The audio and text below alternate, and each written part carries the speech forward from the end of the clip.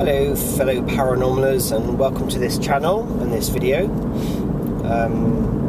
This is going to be a small discussion about protection. Now I've done a video before about protection, and it's quite relevant for me right now because I'm always looking for ways to protect myself, especially from the psychological side of things. You know, when you're dealing with people on a daily basis with psychological problems, you have to protect yourself against, you know, becoming too involved. You have to deal with, if you like, if there is negative energy there, you know, and these kind of things. And they're all linked. You know, if you're doing parapsychology of any sort, you will actually understand where I'm coming from.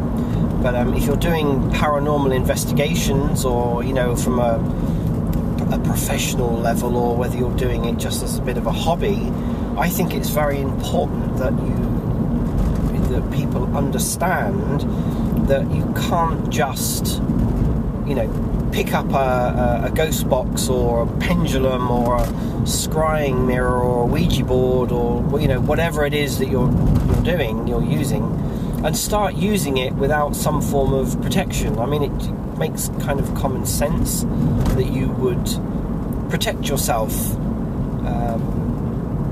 because, you know, like everyone else says in the paranormal world, we don't really know. As humans, we don't really honestly know and put our finger on the fact and say we are actually dealing with,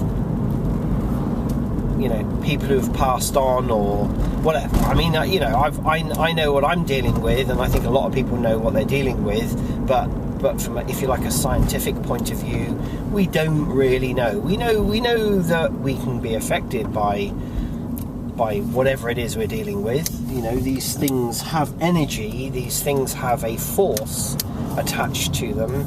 They can be affected, and we can affect them. They can affect us, they can affect each other, they can affect things around us, you know. So we are dealing with an energy source of some sort that can affect things. You know, a bit like electricity or magnetism. We don't really see it. We know it exists, and we can kind of say, this is the effect that something's going to have on us if we do something. You know, if we start playing around with a couple of cables, you know, connected to 20,000 volt electricity, we know something's going to happen, but we don't see it. You know, apart from the physical wires or, you know, whatever it is we're holding, we don't actually see electricity. We see the effects of electricity, and we can feel the effects of it. We can feel the effects of magnetism, and we can see the effects of magnetism, but we can't, it's not tangible. So the only thing that's tangible is the thing that's delivering it, if you know what I mean. So it's either the wire or the piece of metal, or, you know, whatever it is that's magnetic or electrified.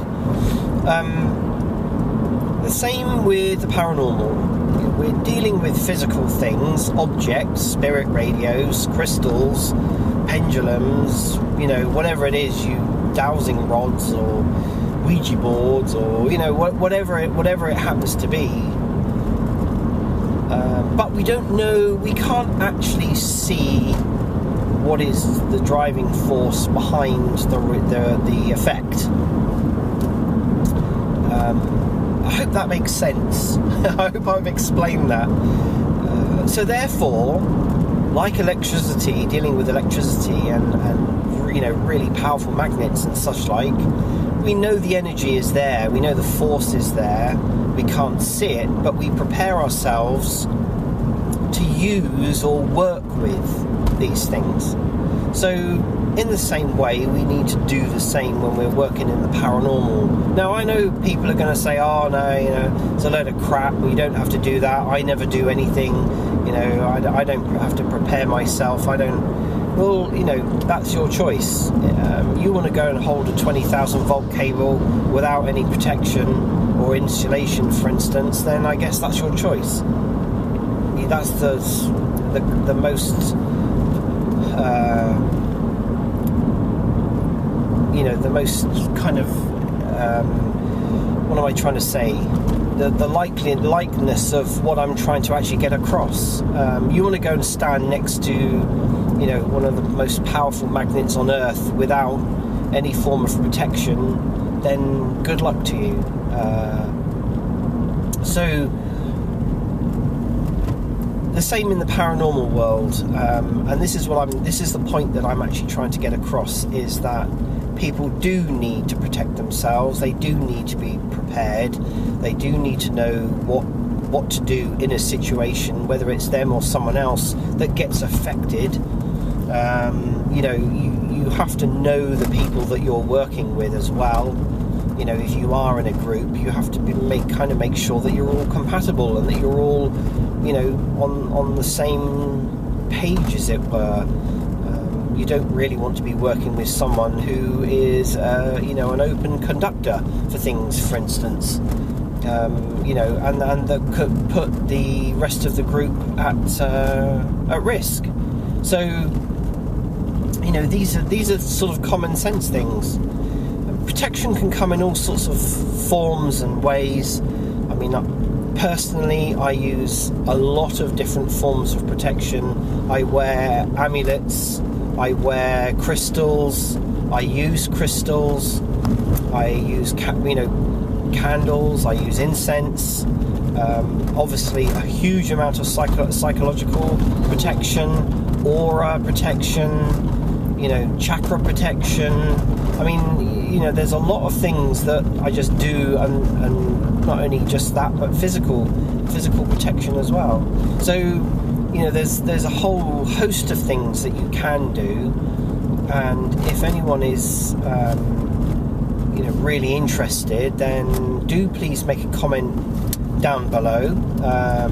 You know, I mean, I know there's huge amounts of videos online, there's huge amounts of books out there about this kind of subject, you know, but if you want some pointers on how to protect yourself psychically, psychologically, you know, do please drop a line, and I will do my best to respond and give you pointers. Okay, thank you very much for watching, and I shall see you again soon in another video.